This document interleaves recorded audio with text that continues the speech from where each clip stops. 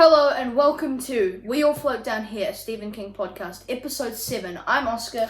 I'm Simon, and this is Pip Adam, our first guest. Pip is easily one of New Zealand's finest novelists, in my opinion at least, and in our opinion, she's one of our favourite neighbours. We're so stoked to have Pip on our show, on our podcast. We asked her a few weeks ago about doing a Stephen King novel, talking about it, and so I guess tell us, when you first encountered Stephen King.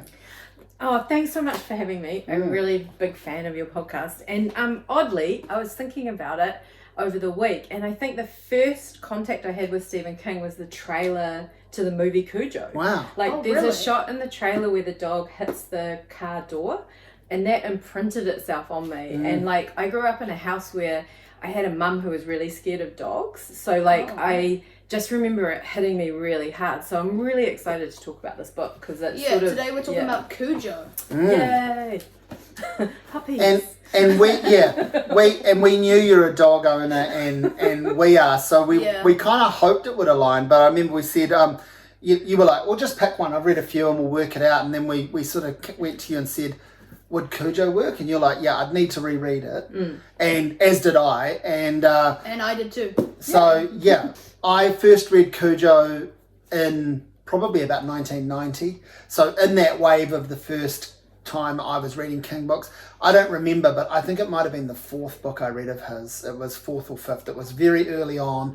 And I guess I watched the movie pretty shortly after. But I loved the book. I remember loving the book, and I'm a little sad I don't have the edition that I had when I first read it, but I found this first edition hardcover recently, which I love, and I've also got this one. But I will one day find one of those 80s hand-painted cover ones. And what about you, Osk? So I started with the movie. I watched that first, and I watched it quite a long time ago for the first time. I think it was around about 2021, which is, that's a long time ago for me. And then when I got into Stephen King, I'd say it was quite early on. It was around about maybe the 6th novel I read or the 7th. So yeah. What about you? When did you first read this book? I can't quite remember when I first read it. The first Stephen King novel because I sort of thought maybe it was just movies that Stephen King did for years. And then one time we were in Owakune with some friends of our family, and it was a really dark night and we didn't have any power, and we must have had power because someone put on Tubular Bells and started reading The Shining, and it was horrifying.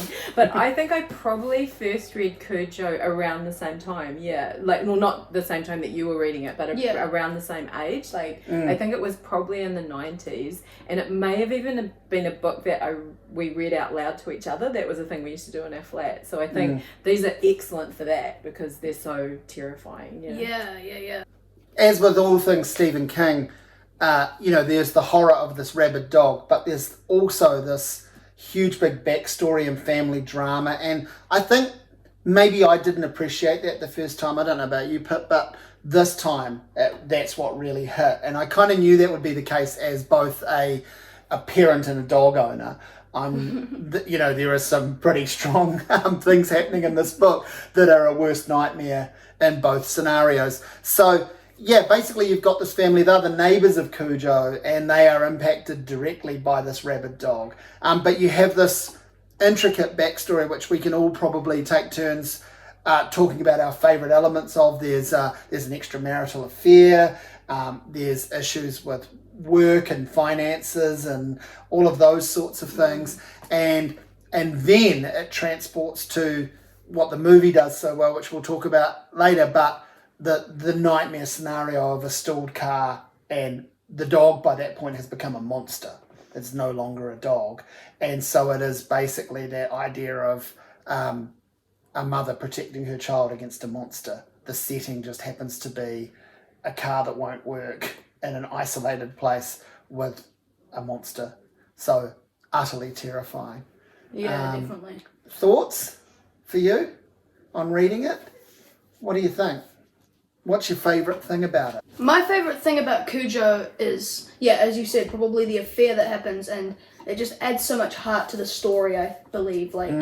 It really takes this novel from just being a scary story to an actual book with heaps of meaning to it.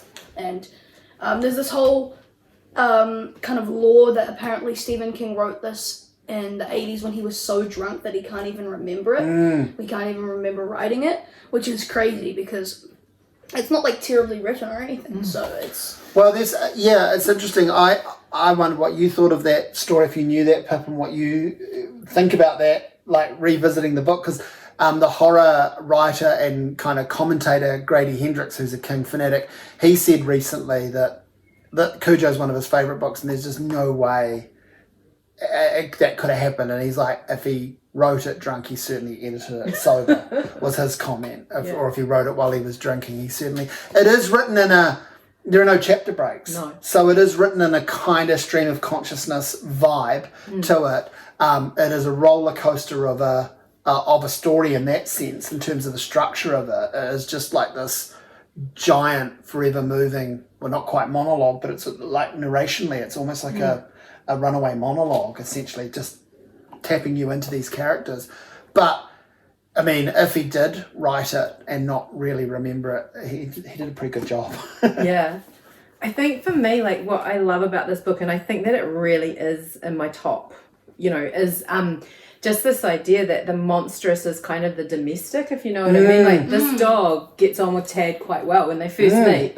Tad and the dog are kind of playing around. And he's friendly. He's a friendly dog. He's a beautiful dog. He's a family dog. A gentle giant. Yeah, exactly. Whereas, like, and the family is kind of the same. Like, the real horror seems to come from the nuclear family, if you know what I mean. Like, and sort of these predatory masculine kind of figures that are there as well, like, and it just, this odd thing where her horror seems to come of being brought from a city that she loved to a house in a different life, like a sort of being a mum. I'm probably projecting, but like, and I just think it's so interesting for me to see a book that like the thing that you love the most turns out to be the thing that's the most frightening. I don't know. Yeah. And there's also that, like, another, leaping ahead, but there was another thing I thought of this time was that, the reason the mother is in the car with the son and it's the two of them is directly because she had this affair, which was short-lived and nipped in the bud, and she regrets it or whatever, but that's on her mind the whole time. But it's really underwritten, like, that's there. Again, projection wise, you're thinking, well, that's why it's her and not the father that's stuck with it, as well as the whole biblical kind of mother protecting the child thing.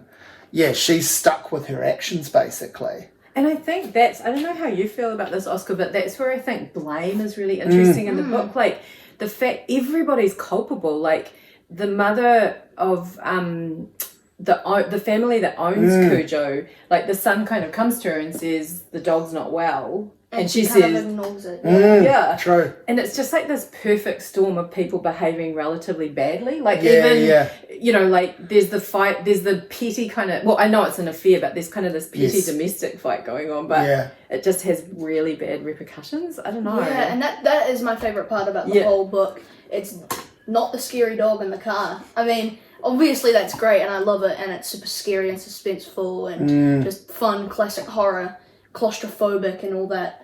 But it's definitely the human connection and, as you said, like, the blame that really drives this story. I was interested too in the things that would have made King write this. So obviously, like, I've been thinking a lot lately about how in this era for him, he's new as a father. And across a few books, he explores different things that are basically to do with children and the nightmare of that scenario. And Firestarter, it's the genes have been passed on, basically. Like, that's a simple read, but that's the part of the horror that's happened there. And in this one, obviously, it's a horrible situation that's going down in terms of placing your kid directly in a path where you need to protect them. So that's interesting with him and then, we'll get to Pet Sematary, which is maybe the ultimate example of that for him. So there's some adjustments he's finding as a father, perhaps, and worrying about that, and maybe the reason there's this folklore around the drinking thing is connected to that he was struggling with his substances as a new parent. So maybe that's part of it. But also, I was thinking, like, I never would have picked up on this the first time, but there's that whole lottery winning thing, which is such an obvious, just little Easter egg of Shirley Jackson's The Lottery Story, and King's a huge Shirley Jackson fan, as are many people, as would anyone be in that era writing these sorts of stories. But it's almost like it's pretty much just dropped in there for that, I think. And then the other thing I thought was Cujo was probably quite directly inspired by Jaws. Because when you think, and I had never clicked on this before, but Jaws was so big in 1977 that it created this whole wave of what's the next creature that turns bad. There was a killer whale the next year, there was an alligator, there was a swarm of bees. There were piranhas, and they got increasingly trashy. And I do think maybe King has gone, well, I'm going to go one further than you. I'm going to pick the family pet dog, and I'm going to turn him into an evil creature. So I think that was because, this was published in 81, and he's working on many things at various times. So he was probably writing this in 78, 79, certainly writing it in 1980. So I think it's quite realistic that Jaws had some potential influence on that. And I've never seen that mentioned anywhere, but it just occurred to me, which I thought was quite interesting. Yeah. Yeah, and also, just going back to that thing you said about, like, no chapters in the whole book, when I first heard about this, I thought, oh, that's going to be hard to get through. But it's actually not. Like, it doesn't, and there kind of are chapters, there are paragraph breaks that sort of separate it in a way. But, yeah, it's not like it's not hard to get through at all. And do you think that adds, one of the things I was astounded by is the pace of it, if you know what I mean? Like, you feel frightened when you're away from the car. And do you think that the no chapters sort of adds to that as well? Yeah, it's like non-stop. There's no chance to breathe. That's you use that word claustrophobic about the movie, I think, but it's so there in the book. The car, the scenes where he goes like nuts when like the phone rings in the house and he starts barking and that type of thing, and it's awful in a good way.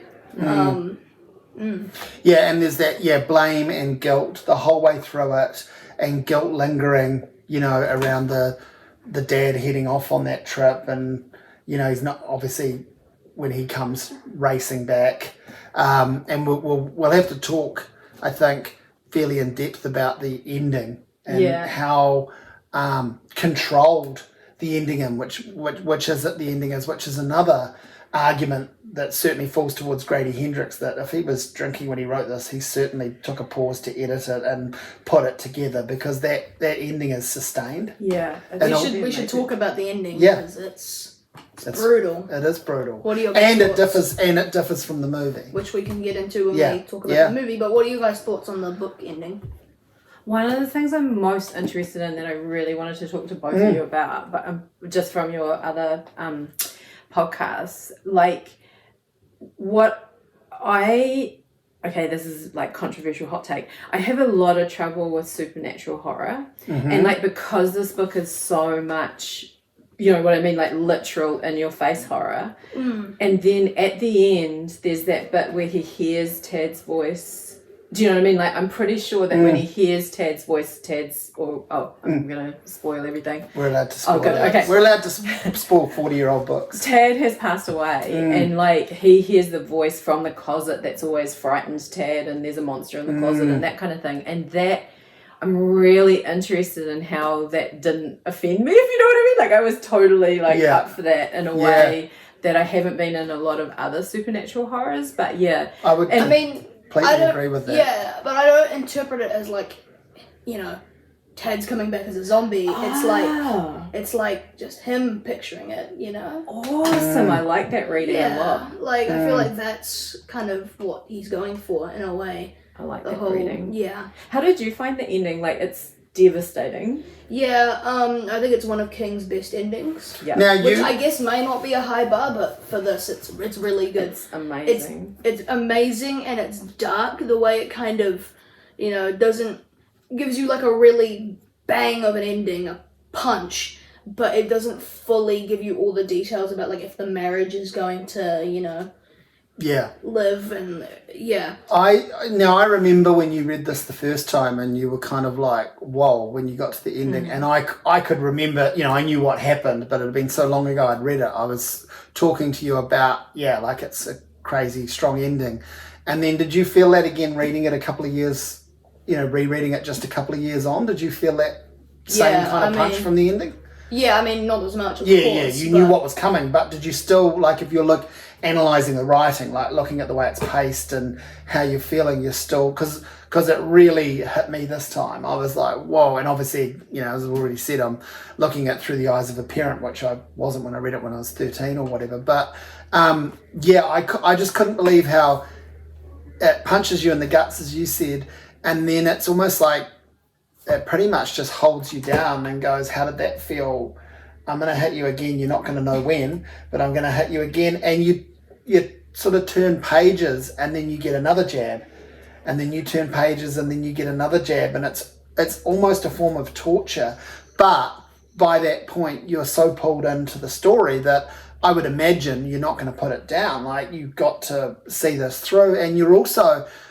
Well, to me, I don't think I've experienced this with a book before, where you're reading it with that rare sort of glimmer of hope of, not quite as was all a dream ending, but is there going to be something like this that's going to pull us out? And there's just not. It's unrelenting. Yeah, that's true. And I hear this common complaint. This is a bit, about the middle and how people don't like the first half. Yeah.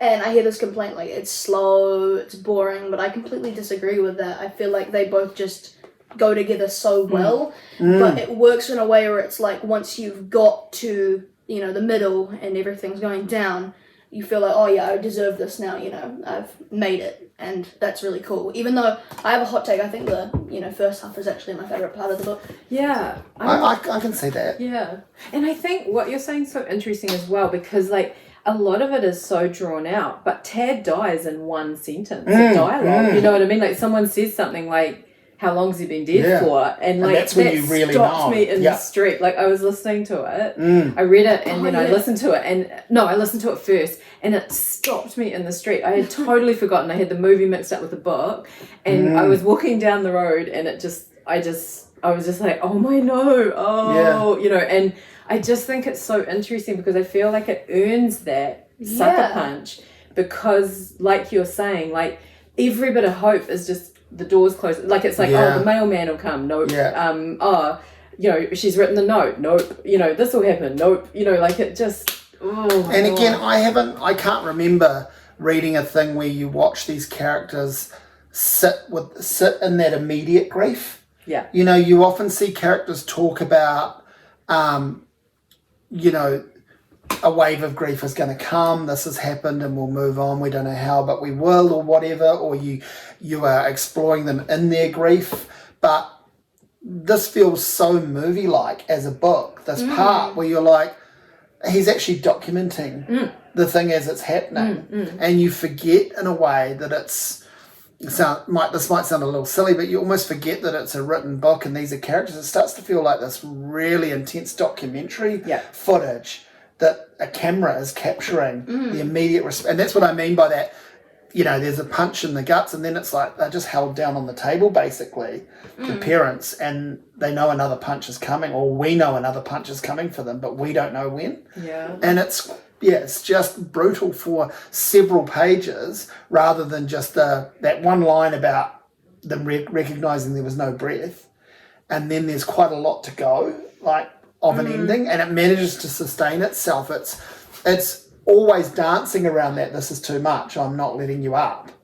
But I think it sort of sticks the landing quite beautifully in a way that a lot of Stephen King books do not do. Really? Like, a lot of the issue people have with his writing is often that the very, very ending is not strong. Have you not heard that? No, but there's a big thing where that's why I said before it's not really a high bar, because there are a lot of endings that are either A, downright terrible, or B, just kind of underwhelming, like, Oh my god, because it must be incredibly hard to stick an ending. Yeah, with such epic stories that he creates. Yeah. He's done it before, like this, and quite a few times. But when he doesn't, it's really disappointing. Which in The Stand we talked about that. That was kind of like Yeah. the one that people talk about lots.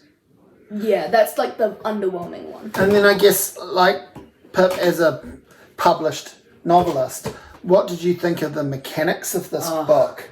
I just have so much to learn from this book. You know what I mean? Like, I just thought it was incredible. Like, this is one of the best books I've ever read. Like, the way that it just keeps, I don't know what the right word is, but just... There's such a strong momentum in the book. There's momentum, and there's, like, character motivation, and there's, like the other thing that just blows my mind is just around that stuff you were talking about, like the pacing and and just the way, I just have no idea. Like, I know I'm probably the last writer in the world that hasn't read his book on writing, which I feel really bad about, but like, this just blew my mind, the way that the perfect storm just keeps happening, and like the way the hope rises and dies and rises and dies, and like, I don't know how you keep that going and keep it interesting, because I was really interested in hearing people say that about the first half, because I think that's possibly my favourite bit as well. Like, yeah, or just as good in my opinion. yeah, but definitely, maybe and necessary as well. Like, very And necessary. That's it. And you know, you mentioned before the which we glossed over completely, but the monsters in the closet kind of element. Yeah. It's so strong, the way he essentially, you know, I'm saying maybe he was influenced by Jaws and the whole creature feature thing, which I do think is there, but essentially he has taken that ultimate thing that everyone knows about, and everyone as a parent knows about managing, the what's that noise, and extrapolates it to its ultimate, you know, I say a logical conclusion, but it's still rooted in a very strong reality. Like, it plays out in a way that you are horrified to watch, because yes, it's more realistic than a giant spider or a killer clown or some of the other things that King's gone on to do. And so it doesn't have that. Like, you know, you could argue around cases of rabies and dogs being that big and that strong, and that perfect scenario of them being isolated in that way. But as you're reading it, the momentum takes you through that, so you're not questioning that, I think.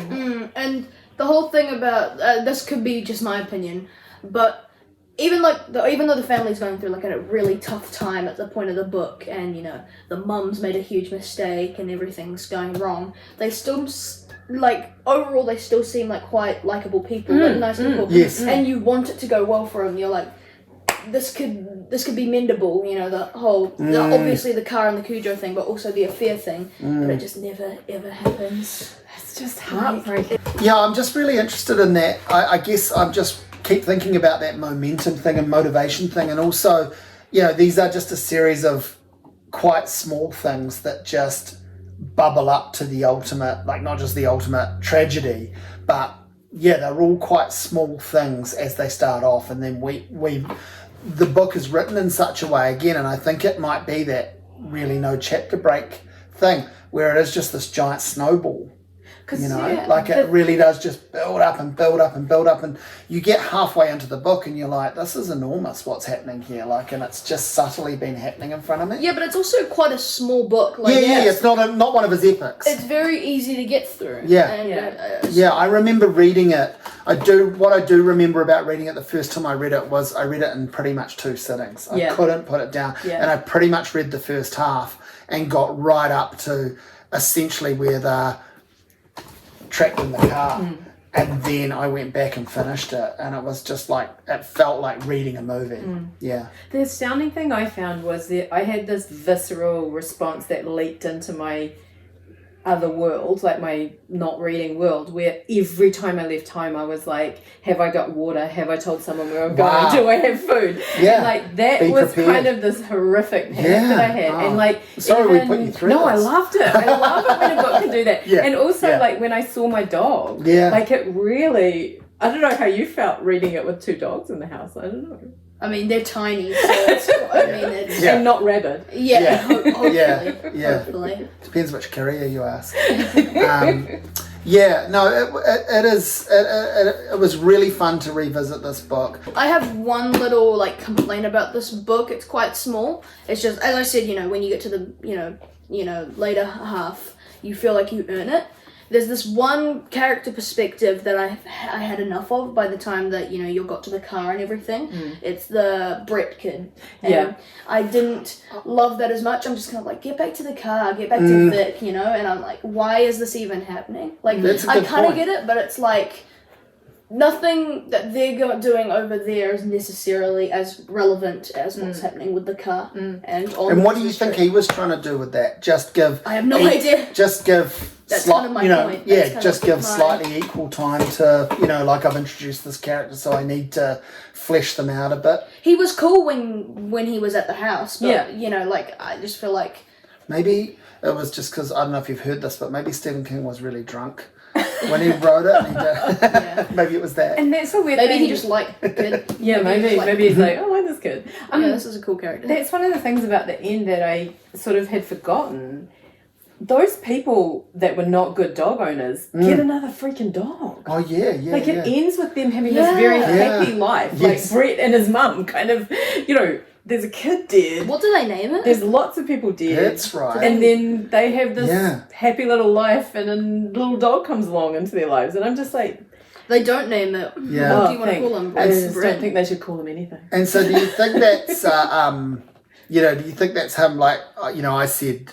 that this already felt like a movie. Do you think that's him, like, teasing not teasing the sequel, but just saying, well, I put you through this and it could all happen again, like there could be a sequel. I'm not going to, you know, it's something like that, isn't it? Like, yeah, because it's very disquieting. Yes. Like, I found those two, I was so angry at her for leaving do you know what I mean? Like, I was so angry at her. Yes. And yet, I think I'm supposed to feel quite sympathetic for her because she's got the horrible husband. But I just, it was really hard to watch her having this life, and you know, and of course I guess I had I had access to what was going on as well, so it was different. But I do agree, I do think Brett was annoying me a little bit by that point.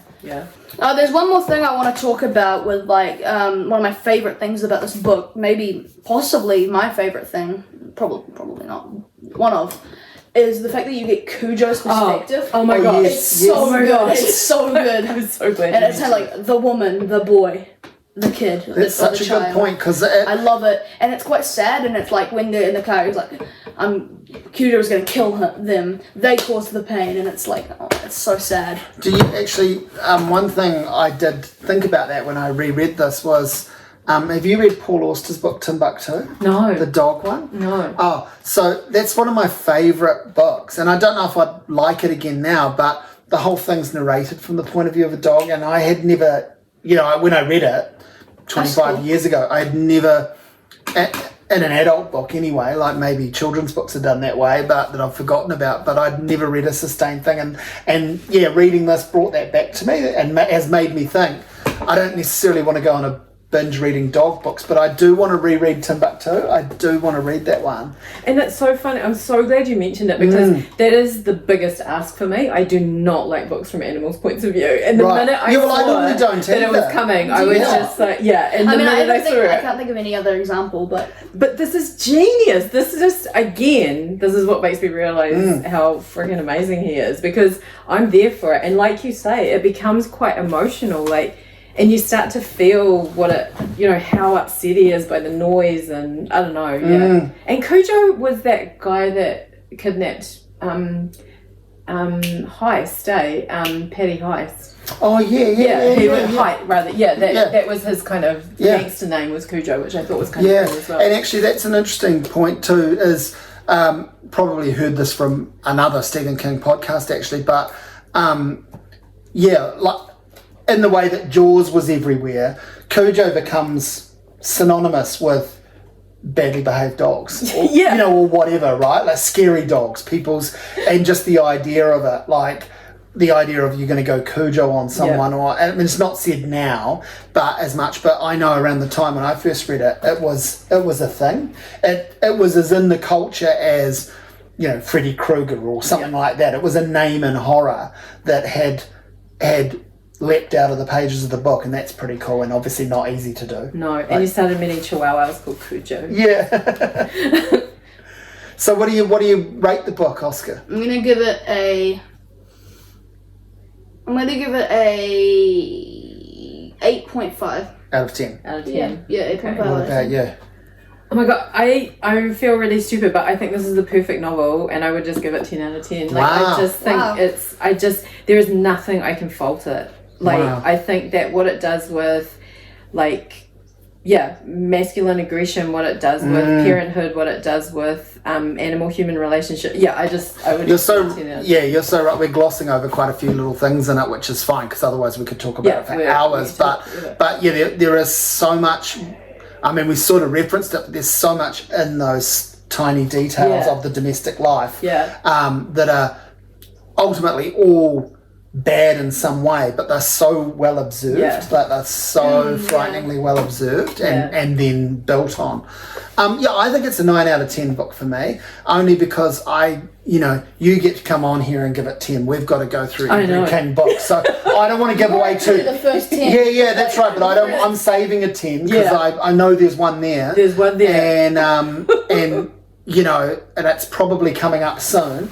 But for me, I can't just give them away. This is the first ever 10 out of 10. Yeah, right. Apart from the Shining movie, but that doesn't count. The Shining movie is so good. Yeah. Oh my god. So, should we talk about the Cujo movie? Yeah. So, I recently rewatched this for the podcast, and I was super excited because I watched it quite a long time ago, and I just absolutely loved it. I want to just get straight into one of the things I need to mention, which is.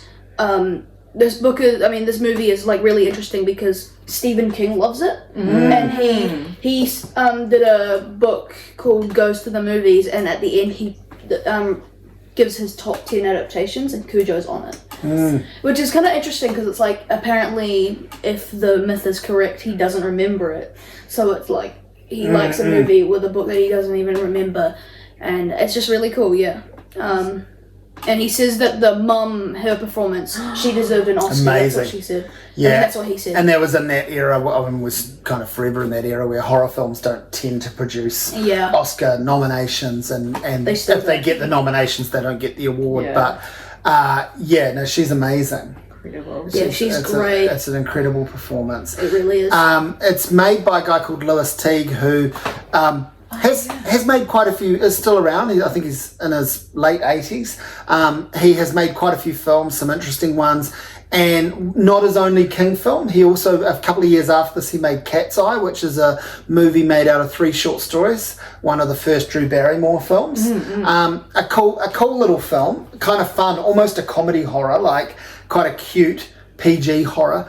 But what I didn't know until I rewatched Cujo and sort of went on a binge of the credits, Lewis Teague created the film Alligator, which is one of the creature features I mentioned, that wave of creature features, the revenge animals gone mad.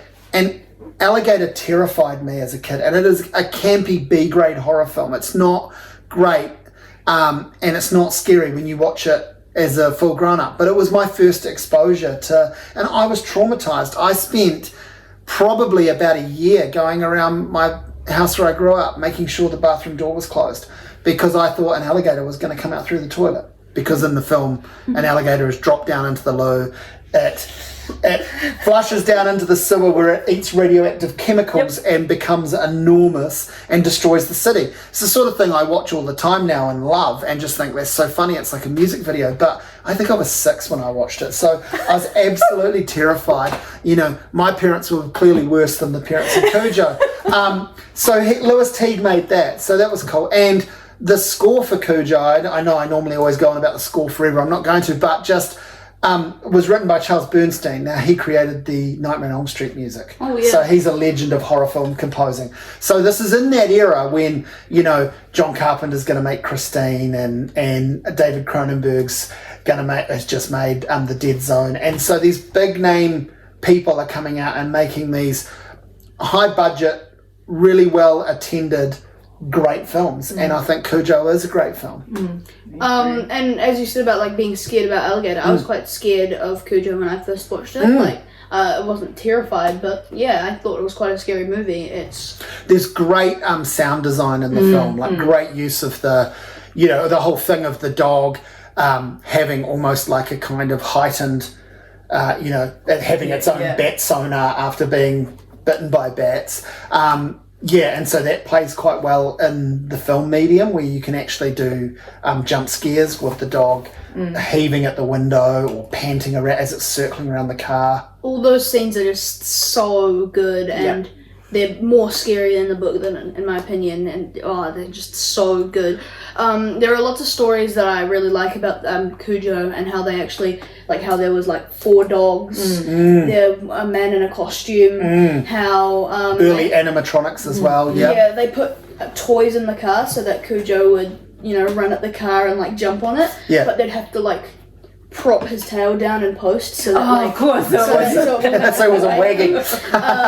And like, you know, the foam on his mouth, that was like sugar and salt and that type of thing, and the dogs would look at us, so they had to get the shots really fast. And there's one scene where you can actually see his tail wagging like very I wish clearly. you told me that beforehand. I would have. Oh yeah, I saw Did it. you spot it when we watched it? It's very clear. Like, it's like you can see it. I don't know how many times I've seen the film. It's not loads and loads, but it's maybe 3 or 4 over the years, and always like quite spaced out. But the film screening's not me when I'm watching it. But yeah, I really enjoyed seeing it again, and I love, again, as with the book, the film's perfect pacing. You know, it's one of those great 90-minute horror films. I think one of the problems with horror films these days is they're getting up around 110, 120 minutes, and they're trying to be too clever. Yeah. Like, we just want a setup, a story, whether believable or fantastical, and then we want to be thrown into the horror of the situation, and then we want our payoff. Yeah. And 97 minutes is perfect. It's great. So there's one big difference in the film to the book. Yeah, Ted stays alive. He doesn't die. Do you know if they did a cut? You know, was that always the plan? I presume it was. I reckon it was a thing where they went, we basically can't put audiences through this and have. I mean, it's the ultimate taboo, especially then, to have a child killed. Yeah, die I mean, on film.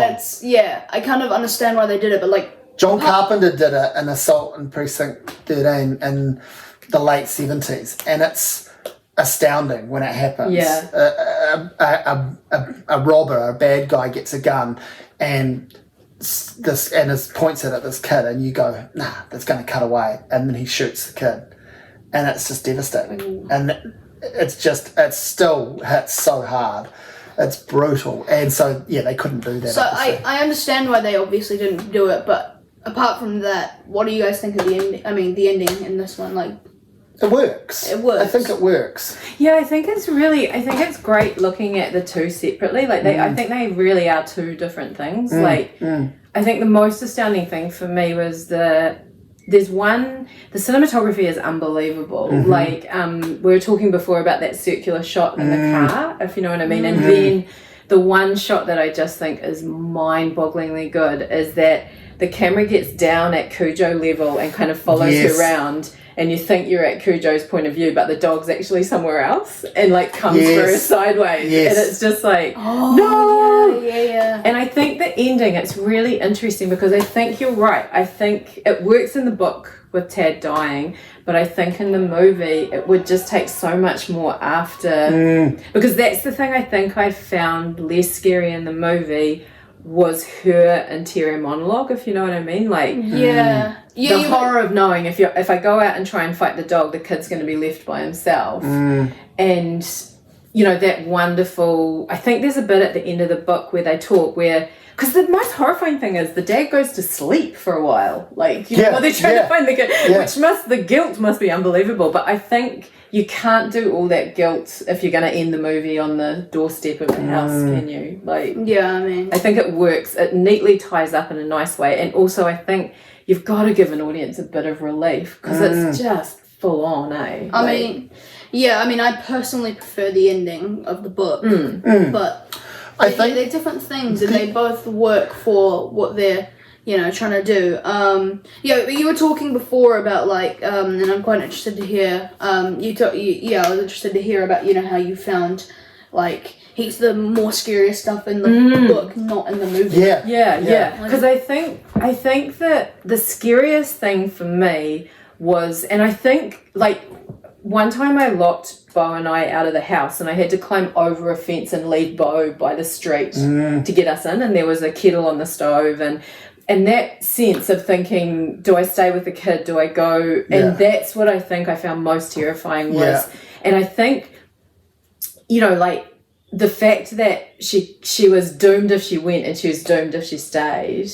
And I think that I missed a lot of that interior stuff, but I think, is it Dee Williams? Yes, I was just going to say, we need to name Dee Williams. Her Williams. performance is just unbelievable. Yeah, and she's the mum from E.T. Yeah. And like, I just think she is just unbelievable. And she pops up in New Zealand film The Frighteners. Really? The Jackson film, she's in that. she? Yeah. So, and she's in a load of great Stephen things. King But said he was really disappointed that she didn't get the... I totally agree. Like, that performance, and to perform in a car, like, that's the other thing. And timeline-wise, she would have done Cujo straight after E.T. So she was a obviously a known property for a few films. But, I love E.T. But E.T. is such a great film. Such a good film. Do you know? Because we just watched it last year. Oscar only saw it for the first time last year. And I was like, man, screw you, I really wanted you to show me that when I was like 6 or 7. Yeah, it was my favourite film ever. And I had not seen it. I still loved it being like 11 or 12. I hadn't seen it since I saw it at the cinema when I was about 6 or 7, and it was mind-blowing to me how good it was. I felt like I knew everything that was going to happen in it, and I pretty much did. And it still was just, it's so good. And you're like, oh, that's why people love Steven Spielberg. And I guess that's a bit like Stephen King in that sense. Like, they've got their critics. They don't always get it right. There's lots of schlocky stuff and lots of not sticking the landing. But when it comes down to it, there is a comparison to be made as masters of their craft that give a big, giant mainstream audience what it wants, but still have some art attached to it. I totally agree. agree. But yeah, Dee Williams, absolutely incredible. I mean, she needs to be the standout role in the film for the film to work.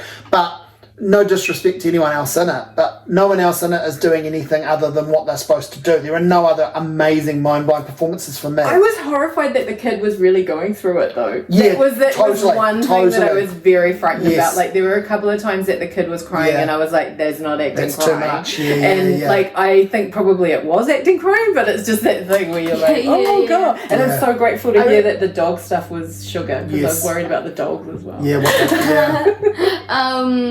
Yeah, and Tad's quite good in the movie too. Tad's amazing. And Vic's he is pretty good. Yeah. Though no one's bad in it, but you know what I mean. It's written around her performance and needs to be, and then she knocks it out of the park so hugely. And those, to me, it's those scenes in the car, 100%. But it's also the work she does before that, you know, that sets that up, as with the book, the guilt and stuff around the affair and the motivations and actions and what she's gone through, the frustration. Because that's awfully hard to be an adulteress and then still have people's, like, I think you said it, you know, like, even though everyone's doing kind of the wrong thing, they're not fantastically, you know, amazing people and good people, but you still are so on her side, like, the whole way through the movie. And to get that, because you haven't got as long to do that in the movie, for her to get that, I think is incredible. The other thing I want to say about the child surviving in the horror in the film is, again, horror films at that time, they do put you through it, and then the payoff is the kind of slightly soap opera-ish ending. You think about Carrie, you think at the movie with the music, you know, yes, there's a final jump scare, but there's that serene, which is totally ripped off in Friday the 13th. You know, like, they do put you through it, and most of them, there is this almost soppy and it's like you've earned that outpouring of emotion because you've been put through the ringer. That's the idea, I think. And I also think, you know, as with the pacing of the book, the movie just puts you straight into it. Here are these people, here's where they've gone, this is their new life they're building. Oh yeah, it's all very pleasant, but we also get that dog's perspective in the movie in the very start, like a little prelude, which is really neat. Like, I like that. Cujo goes off and gets stung, well, not stung, you know, he gets bitten, but, you know, attracts rabies, and that happens as almost like a little prelude. That's so true. The interesting thing that I found was that, like, in the book, my favourite part is, like, the human connection and, like, you know, the drama, the family drama, but in the movie it's the complete opposite. It's like Totally. the cast. Yeah. Totally agree. It's like kind of the opposite. Yeah, which is genius, really, because that works better for the movie. Yeah, That's right. Yeah, the strengths are being played out across the correct formats. Like Pip said, they're two different things. If you want some good, sad Stephen King writing, you go for this. But if you want like a really fun, claustrophobic horror film, you go for Cujo. Perfect. Even though like the first half is still good in Cujo, they don't necessarily, have the complete materials to fully pull it off. Yeah. I just get very nostalgic too watching these films because I've seen them, and also just for that style of filmmaking from particularly the 80s, a little bit the late 70s, and it creeps into the 90s, but just the way comedies and horrors were also dramas. Yeah. And huge parts of them were dramas. Yeah. And then, you think about those Bill Murray comedies like Stripes and that, they're not that funny until they're really funny. Yeah. Yeah, there's a lot of like serious element. That's a really good point. Yeah, and it's true with the horror stuff too. And I don't know what it is, but maybe they just they were experimenting with the form, and the only option was to see it at the cinema, so people were going so they actually could get away with being a tiny bit baffling and a bit genre crossing and stuff. Now people need to hit their mark and it needs to go in a place and stuff. I don't know, but yeah, I just feel even the weaker Stephen King adaptations have a place in my heart. But this is a really strong one. I would agree with him. This is one of my favourite King adaptations. So what would we rate it? I'd give it an 8 out of 10. So it's just the tiniest bit away from the book. I think they're pretty much. I think they're pretty much like neck and neck. But the thing about Cujo is just. I love the ending. The relationship stuff. Yeah. And that doesn't happen. It doesn't. Yeah, fully, translate well in the movie as much as it does in the book. So that's kind of the main reason. But yeah, pretty much neck and neck. Yeah. Pip, what do you think? You're the one who first. You're looking at me. I spotted you. You want me to go first before you, but you're the one who said that they're two different things completely. So and you 10 out of 10 the book. I did. I think I'm going to do the same thing that Oscar did, and I'm just going to go down to maybe 9 for the movie. I think. Yeah. I think if I'd seen the movie first, I probably would have rated it higher. But I think that was the first time I've ever seen it. So yeah, I think the book just took my heart. So yeah. And if I was being really tough and judging it as a horror film, I'd probably give it a 7 out of 10. But because I don't think it does enough as a horror film, even though I like everything I said about it still stands. So as a film and as an adaptation, I'm going to give it an 8 out of 10. Yeah, nice. But as an example of the horror genre, because again with Cujo, yes, it's terrifying, and we said it's a really unique, robust, very real kind of authentic version of a horror that could happen, a projected horror. But I don't actually read it like a horror novel. So same with watching the film. I don't watch it like a horror film. So I guess that's what I was getting at. Like that, yeah. Yeah, it has strong horror elements. But you know how people were always, in the Stephen King conversation that everyone has, it always comes around to, he wrote Stand By Me and Shawshank Redemption, and people go, oh, wow, I thought he just did horror.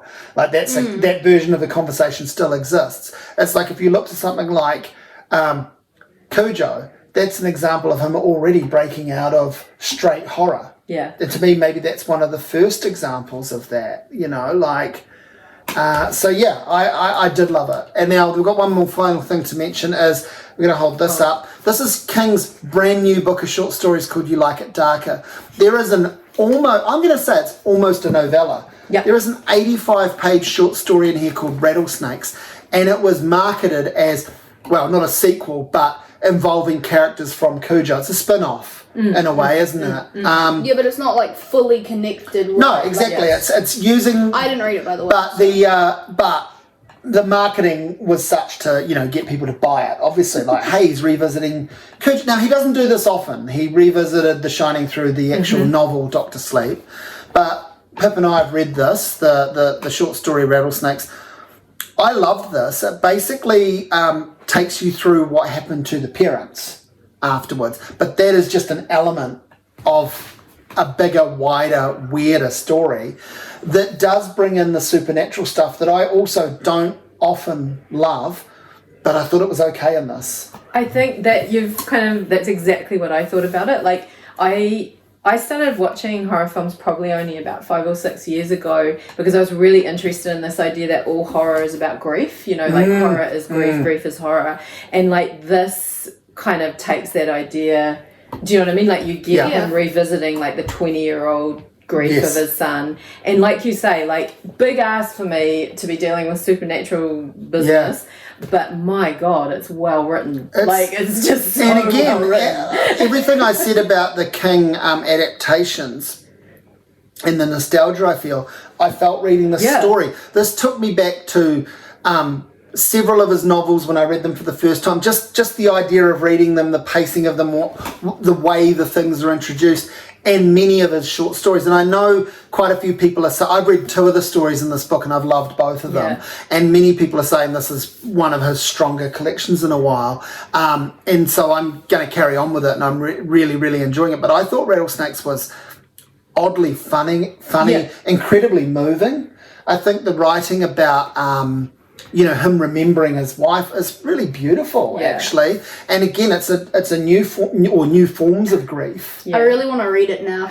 Yeah, I mean, you dipped out and you were like, tell me about it. And coming up with this plan because I really feel like I need to read the short stories and novellas so I can, just... because obviously we're not doing the stories for the podcast, but I'm thinking in between, like about every 5 or so novels, I might read one of his short story collections. So when I get to this, I'm excited to, read the whole thing, but also read Rattlesnakes. What are you guys gonna rate it? Is there anything more you want to say about it? I mean, we don't need to go into it in huge depth. I'm just glad I read it. One of the things that I think I learned from this, like, I just cannot explain how much of an amazing writer I think Stephen King is, but like the thing that I thought was incredible is the mix, and I think that does it in Cujo as well, is this mix of really cliche. Yes. Like there's a squeaking, there's a noise that comes with it, and you're like, ugh.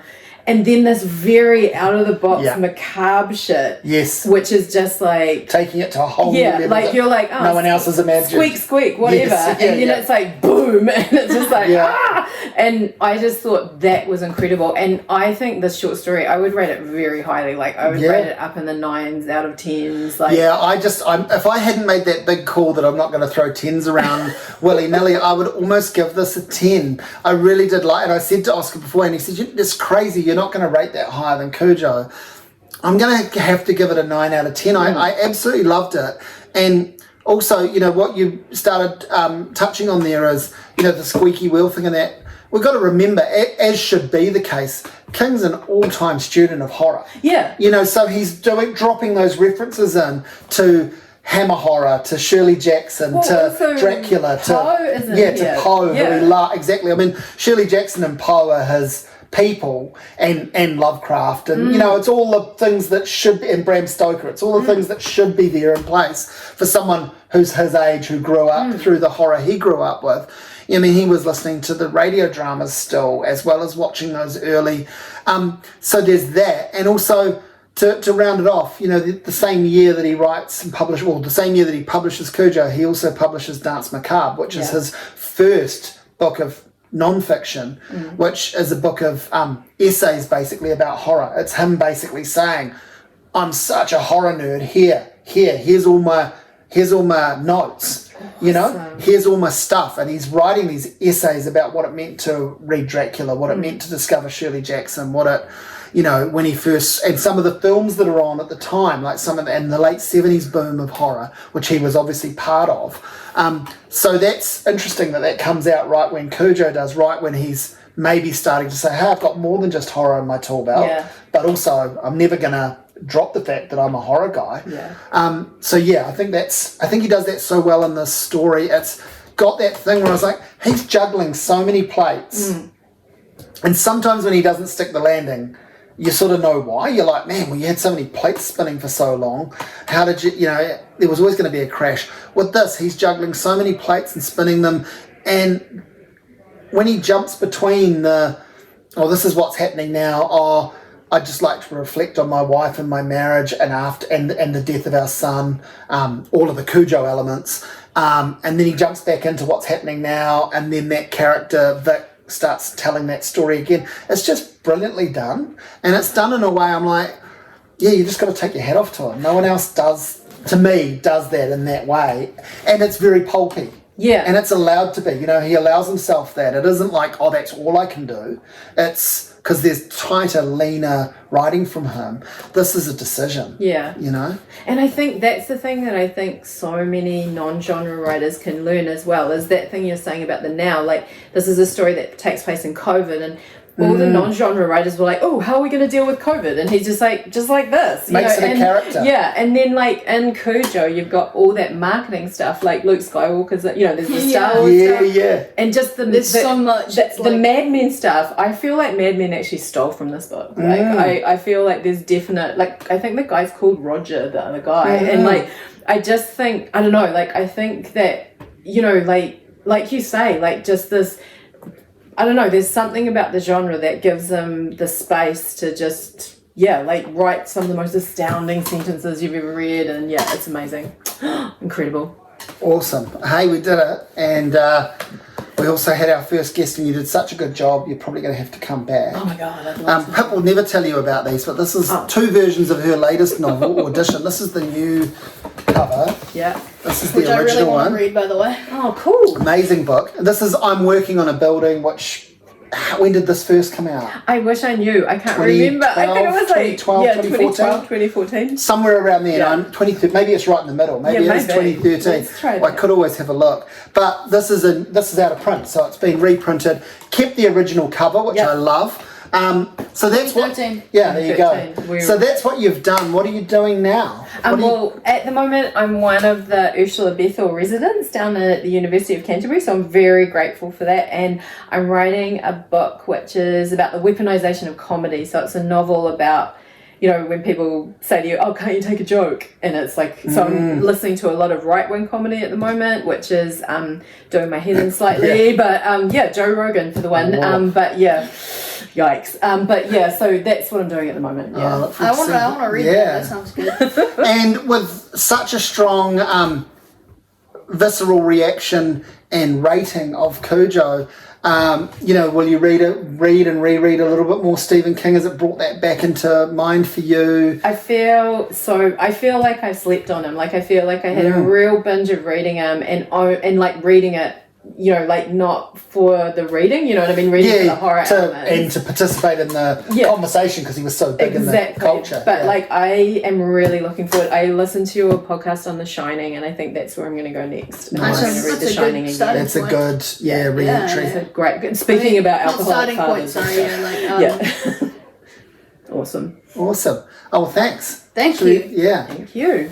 That was great. So next video, we will be talking. Next podcast, we will be talking about Christine, which is the story of the which we have both read already. Yeah. And, but I'm rereading it at the moment. And that is a book, I can say, that's a book I didn't actually read in the golden era of reading King, so it's fairly new to me. I read that just a couple of years ago, and we've both seen the film, but we will be rewatching it. It's a John Carpenter film, so it's a twofer for me. I'd watch it because it's a King adaptation. I'd watch it because it's a great John Carpenter film. So we're going to hit you with Christine next. There are a few things that technically come before, so there's the different seasons, which is a novella collection, so we're not doing that. The first Dark Tower book came out in 1982, but we're doing the Dark Tower as one episode at the end, and then a Richard Buckman book that is in the Buckman books came out, so there's quite a lot that we're not doing, but we will eventually do. We're just really getting into the 80s, and that's his peak era for productivity, isn't it?